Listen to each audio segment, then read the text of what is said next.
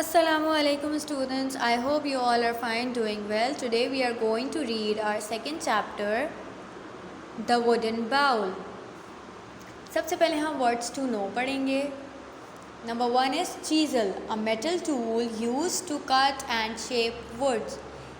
एक लोहे का औजार जो चीज़ें काटने में या फिर लकड़ी को शेप देने में मदद करता है.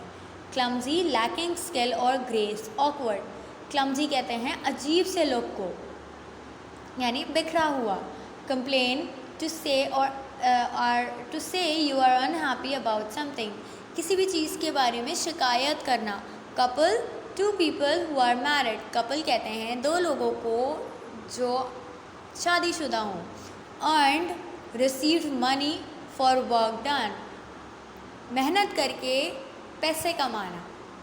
Fetch, to go after and bring back something और समबडी, कोई चीज़ को जाके लेकर आना या किसी शख्स को जाके लेके आना. Nod off, to go to sleep, सोने जाना. Once upon a time, in a small town in Germany, there lived a man called Kurt. He lived with his son Manfred and his daughter-in-law Tekla. They all shared a little old house at the end of a quiet street in the middle of the town. एक दफ़ा का जिक्र है कि Germany के एक छोटे से शहर में एक मैन रहा करता था जिसका नाम था कर्ट. वो अपने बेटे मैनफ्रेड और अपनी बहू टेक्ला के साथ छोटे से घर में रहा करता था. एक खामोश सी गली के बीच में उसका घर था.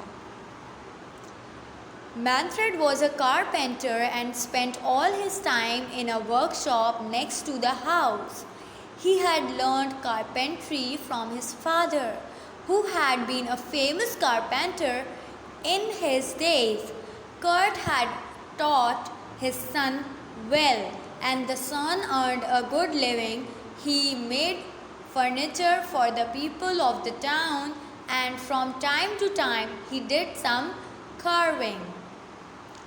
So students, इस पैराग्राफ में हमें बताया गया कि मैनफ्रेड जो था वो एक कारपेंटर था और वो अपना सारा टाइम अपनी वर्कशॉप पे लगाता था जो कि उसके घर के बराबर में ही थी.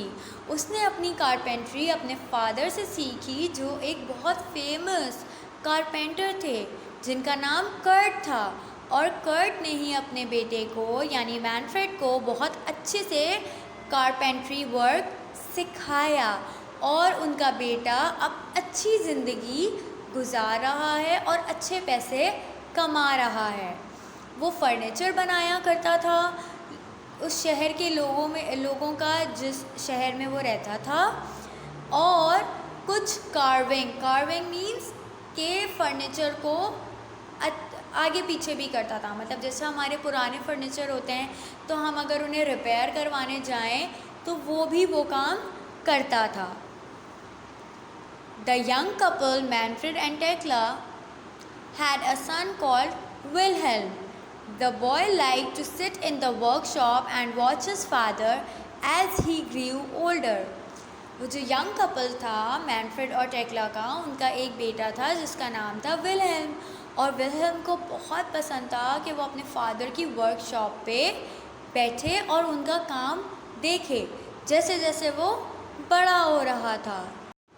He helped his father by fetching and carrying things. He learned to clean the tools and to take care of them. He learned how to use a saw and a hammer and a chisel.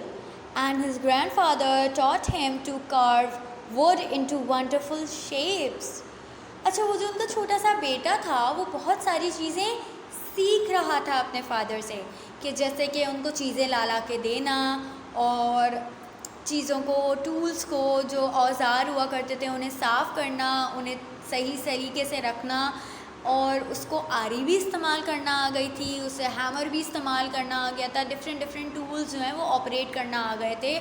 और उसके father ने उन्हें सिखाया था कि would को यानी लकड़ी को कार्व मतलब शेप कैसे देते हैं। The grandfather was very old now and getting older every day.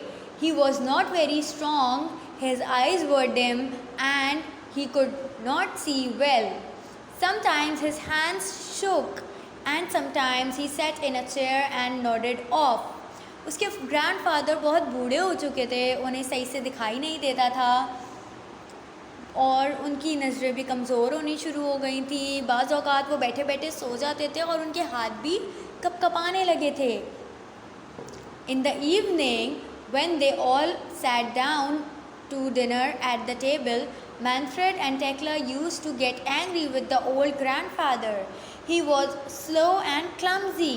Sometimes he broke a glass, sometimes he dropped a spoon, and sometimes he spilled soup on his clothes. He was an old man after all. शाम में जब वो लोग dinner की table पे बैठते थे तो मैनफ्रेड और टेक्ला जो थे वो अपने फादर पे बहुत गुस्सा करते थे और उन पे बहुत नाराज़ हुआ करते थे क्योंकि वो बहुत स्लो थे और थोड़े से कभी कभी ऑकवर्ड हो जाते थे, क्लमजी हो जाते थे, कभी अब कोई ग्लास तोड़ देते थे, कभी कुछ कर देते थे। तो वो उनकी इन आदतों से बहुत परेशान हो गए थे। क्योंकि वो बूढ़े हो गए थे। One day during the evening meal, the old man dropped his plate on the floor. Crash!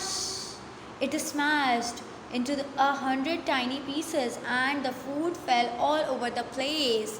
एक दिन जब वो दोपहर का खाना खा रहे थे तो उनका प्लेटर था यानी उनकी जो प्लेट थी वो ज़मीन पे गिर गई थी और पूरी स्मैश मीन्स चकनाचूर हो गई थी और पूरे फ्लोर पे वो जो खाना था वो और उनकी प्लेट का कचरा फैल गया था। Tekla and Manfred began to clean up the floor, but how angry they were. Tekla और मैनफ्रेड वो साफ़ तो कर रहे थे लेकिन वो बहुत ज़्यादा गुस्से में थे। After that accident, they bought him a cheap wooden bowl from the market and gave him his dinner in that.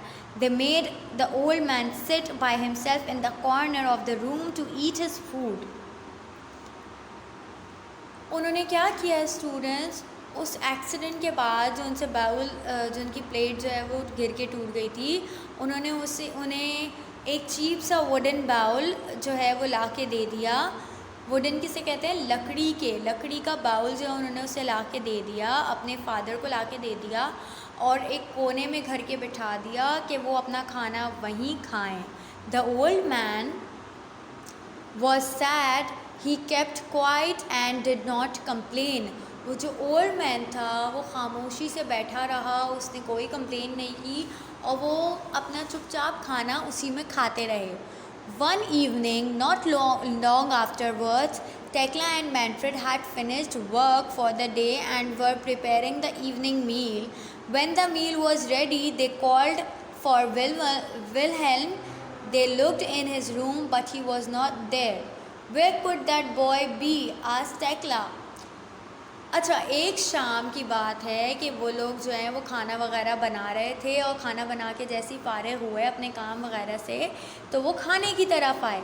अब जब वो खाने की तरफ आए तो टेक्ला ने अपने बेटे को आवाज़ लगाई विलहेल्म को और ढूंढा कि वो कहाँ गया, लेकिन वो जो छोटा सा बॉय था वो अपने रूम में नहीं था। टेक्ला ने पूछा कि आखिर मैं विलहेल्म जा कहाँ सकता है। Manfred had no idea. He asked the old man if he had seen Wilhelm, but the old man shook his head. Manfred ने उस ओल्ड मैन से पूछा कि क्या आपने विलहेल्म को देखा है, बट उन्होंने अपना सर नफ़ी में हिला दिया, यानी उन्होंने उसको नहीं देखा। Thekla and Manfred become a little worried. Thekla और मैनफ्रेड अब थोड़े से परेशान हो गए थे।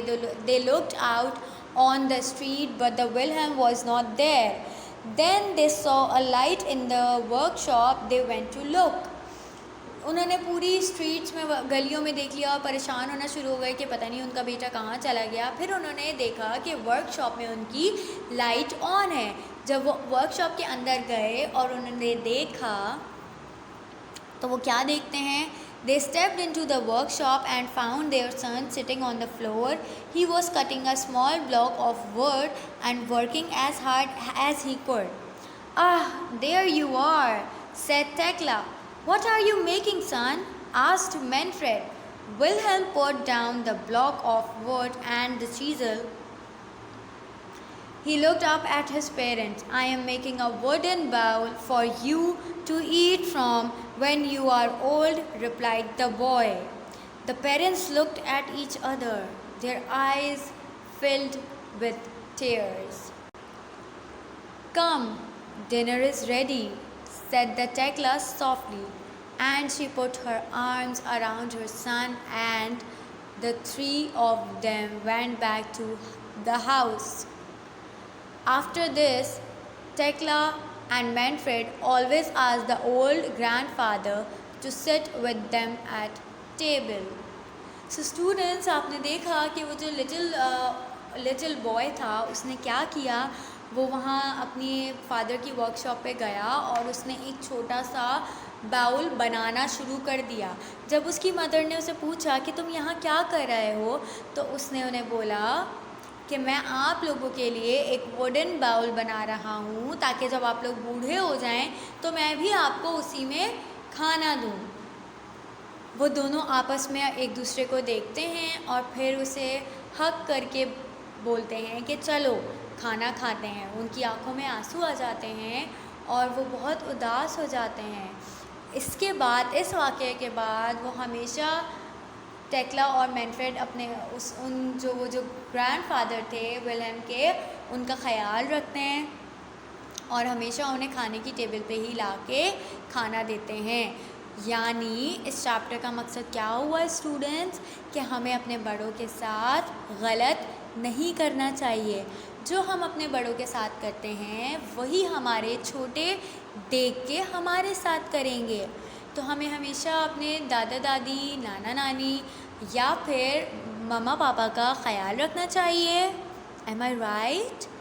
यस, हमें हमेशा इन लोगों का ख़याल रखना चाहिए और इन लोगों की हेल्प करनी चाहिए। और अगर ये लोग बूढ़े हो जाते हैं तो इनसे चिढ़ना नहीं चाहिए, ना ही इनसे आर्ग्यूमेंट्स करने चाहिए, क्योंकि वो तो बहुत ओल्ड हो गए हैं ना, they don't know the things.